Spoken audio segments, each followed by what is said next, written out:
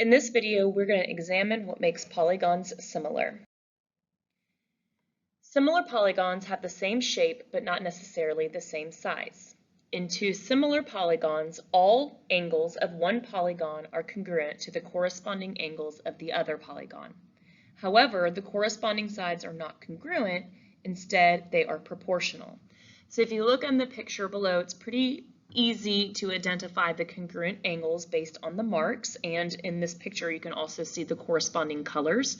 So our corresponding congruent angles would be angle A and angle W, angle B and angle X, angle C and angle Y, and angle D and angle Z.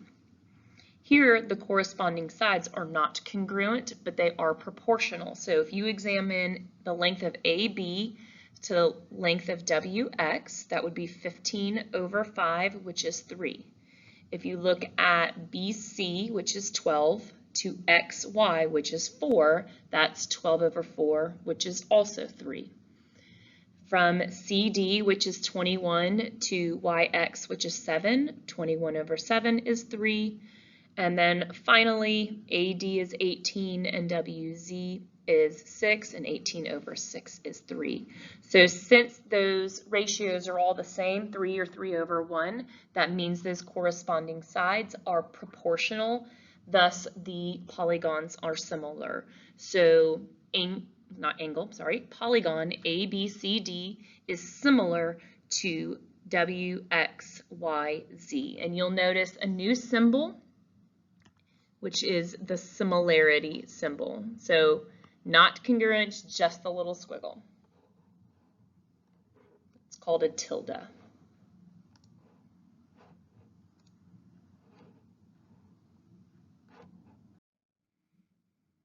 If triangle FGH is similar to triangle JKL, list all the pairs of congruent angles and write a proportion that relates the corresponding sides. So we're going to start with the angles. Remember that the order that the similarity statement is written in is very important. So if it says triangle FGH is similar to triangle JKL, that means angle F and angle J are congruent. G and K are congruent. And finally, angle H and angle L are congruent.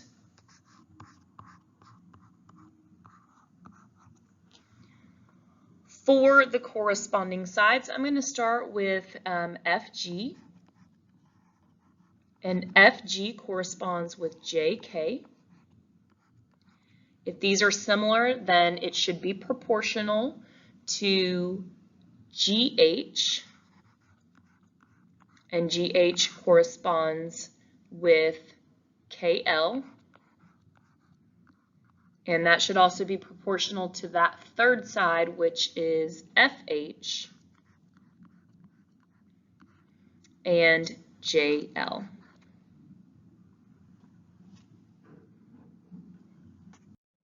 So the ratio of the lengths of the corresponding sides of your two polygons is called your scale factor. We discussed scale factor when we were looking at dilation. So a scale factor larger than 1 will make your image get larger, and a scale factor between 0 and 1 will make it smaller. So if we're looking at the picture of the two triangles, it says triangle ABC is similar to triangle XYZ. If we're looking at the scale factor from ABC to triangle XYZ, it got smaller, so we would do 3 over 6, which is 1/2.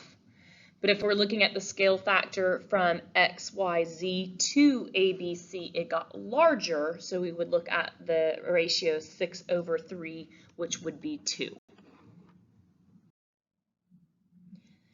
So here we're just trying to decide if the polygons are similar or not. So what we want to do is we want to set a proportion and see if they are proportional. And we need to look at the angles and see if the angles are congruent. So all of the angles are congruent because they are marked with right angles. And if 3 of 4 angles are right angles, then that does mean that the 4th angle is a right angle. So since all of the angles are congruent, then that's part of the piece. Now we have to look at and see if our sides are proportional. And there's a couple different ways that you can do that. You can set it up with corresponding sides. So if we're looking at the shortest side in the triangle on the left, that's 4. And the shortest side with the triangle on the right is 9.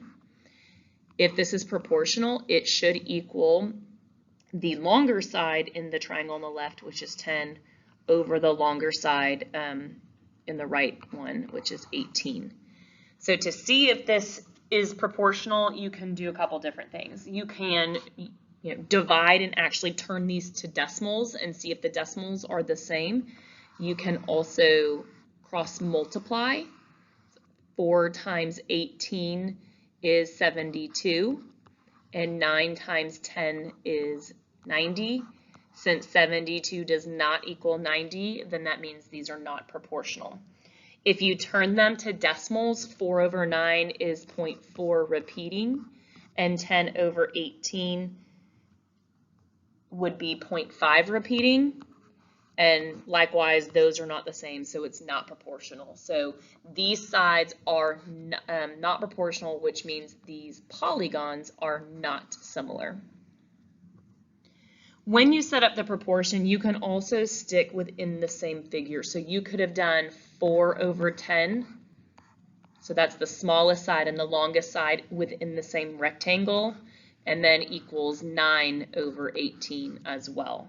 And again, you can cross multiply and see if they equal each other. They don't, because you're going to get 72 equals 90. Or if you turn these to decimals, you get 0.5 and 0.4. So there's a couple different ways that you can set it up, but regardless, as long as you set up correctly, you will get that they are not similar because the corresponding sides are not proportional, although the angles are congruent. So in this one, check for the angles. We can see we've got 117, 36, and 27. So all the angles are definitely congruent. Now we need to check our proportion. Because you have 3 sides, it's probably going to be easiest if when you set the proportion, you compare the corresponding sides. So I'm going to start with the shortest side in triangle ABC, which is 6. And I'm going to put it over the shortest side in triangle FHJ, which is 3. Now I'm going to go to the medium side in ABC, which is 8. The medium side in FJH is 4. And then finally, the longest side in ABC is 12, and the longest side in the other one is 6. On here, cross multiplying isn't necessarily the best idea since you have 2 equations, so I would just simplify all of these as much as possible. 6 divided by 3 is 2. 8 divided by 4 is 2, 12 divided by 6 is 2, and so you can see these are all equivalent, which makes the sides proportional. Therefore, these triangles are similar.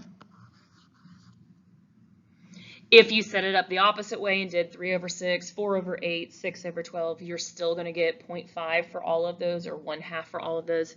Still makes it proportional.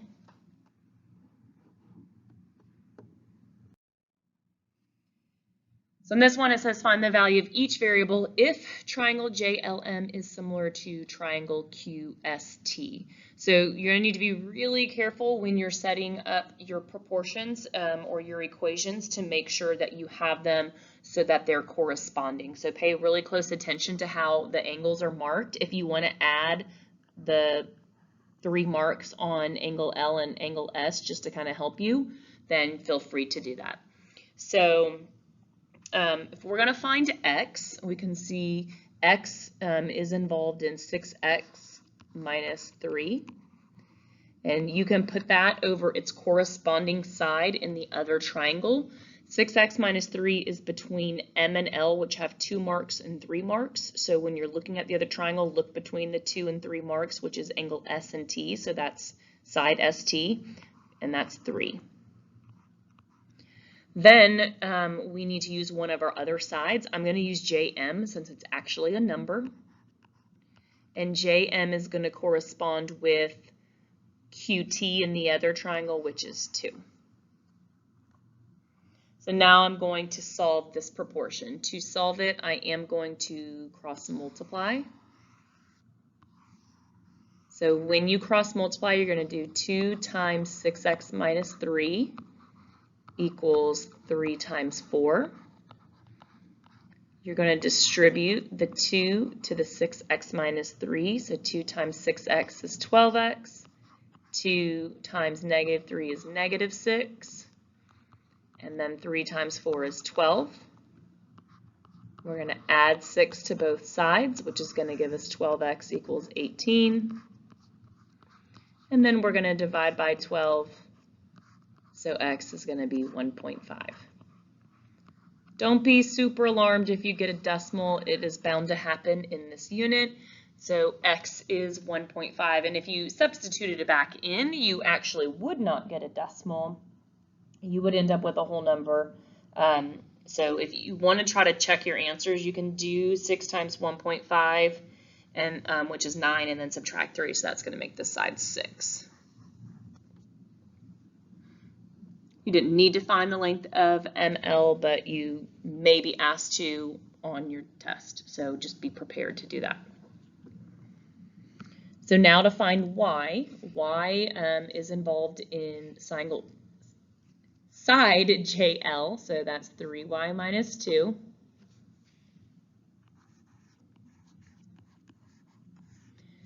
That corresponds to 5 in the other triangle. And then I'm going to use the same two sides that I used in my first proportion. So I'm going to do 4 over 2. And then you're pretty much going to do the exact same thing that we just did. So I'm going to do 2 times 3y minus 2, and then 5 times 4. So when I distribute, that gives me 6y minus 4 equals 20. I'm going to add 4 to both sides, which is 24. Divide both sides by 6, so y is going to equal 4. If I wanted to plug that in, 3 times 4 is 12, and 12 minus 2 is 10. And if you compare the sides, 10 became 5, so it got cut in half. 4 became 2, it got cut in half. And 6 became 3, so it got cut in half. If you're looking from triangle JLM to triangle QST, your scale factor is 1/2. If you're working the other way and looking at triangle QST to triangle JLM, everything doubled, so the scale factor would be 2. So it depends on which one you're starting with and which one you're going with, which determines that scale factor. When you're trying to find the perimeter of similar polygons, you can use the proportion and the scale factor to help determine that. So I've kind of put this little slide here, but I think it'll make a little bit more sense when you actually look through or you work through the actual example. So this will be the last one that we do. So it says if triangle ABC is similar to triangle DEF, find the scale factor of ABC to DEF and then the perimeter of each triangle. So if we are looking, I'm just going to mark the angles just so I know which ones are congruent. So A is congruent to D, B and E are congruent. And this one's a little bit easier because it didn't get like reflected or didn't get rotated. And then C and F. All right, so if we're going to find the perimeter of the first triangle, that one's pretty easy. Remember that perimeter, and I'm just going to put ABC kind of as a subscript so I know which one that's the perimeter of.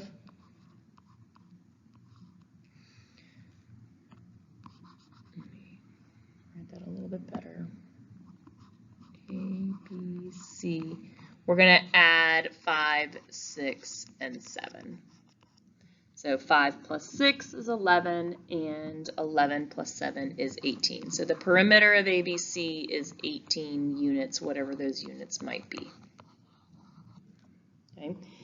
So if I want to find the perimeter of DEF, I can set a proportion up between a pair of the sides and then the perimeter. So if I'm looking at triangle ABC, compared to DEF, the only side that I have in DEF is 3. And that side corresponds with 5 in the other triangle. What we don't know is we don't know the perimeter of DEF. So I'm going to put a P for perimeter, but we do know the perimeter of ABC is 18. And so now if I solve this, then I can find the perimeter of DEF. So I'm going to cross multiply. So I have 5 times P, which is 5P, and 3 times 18 is 54. And then we're going to divide by 5. And that's going to give us a decimal. It's going to be 10.8. That will be the perimeter of triangle DEF. Now we could have set a proportion up to find segment DF, and then set a different proportion up to find segment EF, and then once we found each of those sides, then added them. But this theorem allows us to set a proportion up between a pair of sides and the perimeter and go directly to finding the perimeter that we need. If you're looking for the scale factor from ABC to DEF, it gets smaller. So when you set it up, the scale factor, you're going to take 3 and divide by 5. So our scale factor is 3/5, or if you change that to a decimal, 0.6.